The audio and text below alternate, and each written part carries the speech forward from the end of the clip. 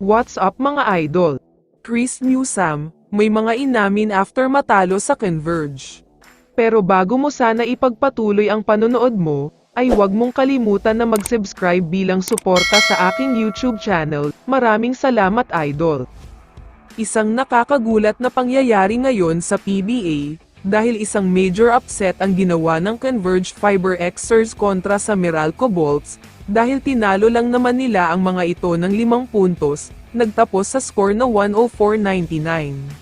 Comeback performance pa nga ang ginawa ng Converge dito, dahil kung hindi ako nagkakamali ay lumamang pa ng double digit ang Meralco, pero pinakita ng Converge ang kagustuhan nilang makuha ang unang panalo nila. Para sa kaalaman ng lahat, ito ang unang panalo ng Converge hindi lang sa conference na ito, kundi mula December 2023 ay hindi pa sila nananalo, kaya napakalaking bagay talaga ito para sa kanila. Si Brian Santos ang naging best player sa laban na ito, matapos siyang magtala ng 22 big points, 5 rebounds at sobrang crucial talaga ang mga basket na ginawa niya, siya nga ang nagpanalo talaga sa Converge. Pero kung gaano kasaya ang Converge ngayon, kabaligtaran naman para sa Meralco, dahil lungkot at kahihiyan talaga ang nararamdaman nila ngayon, dahil sa dami ng team na pwede silang matalo, sa Converge pa na winless pa rin. Kaya naman pagkatapos ng laban ay may sinabi si Chris Newsam tungkol sa nangyari. Ayon sa kanya ay frustrated daw talaga siya sa laban na ito, dahil expected daw na mananalo sila, pero hindi nga ganito ang nangyari dahil pinahiya lang sila ng Converge.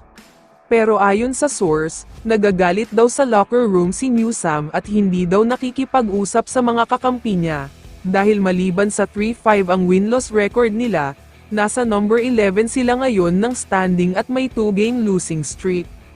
Ayaw na nga daw ni Newsam ng ganito na laging natatalo, kaya ayon sa source ay magkakaroon daw ng request of trade sa mga darating na araw, dahil gusto na daw talaga niyang manalo at makapag-champion.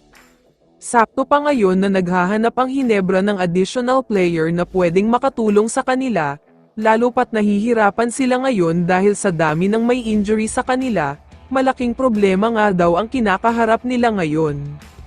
Kaya dagdag pa ng source, mukhang ito na daw ang perfect timing na kukunin ng Hinebra si Newsam sa Meralco, pero hindi pa sinasabi kung sino ang kapalit niya, kaya abangan nyo ang mga susunod na videos para sa update, kung sino ang kasama sa trade na ito.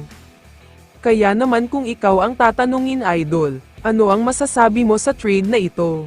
I-comment mo naman ang sagot mo sa tanong na ito. So dito na nagtatapos ang video na ito. Maraming salamat sa pagsuporta at panonood mga idol.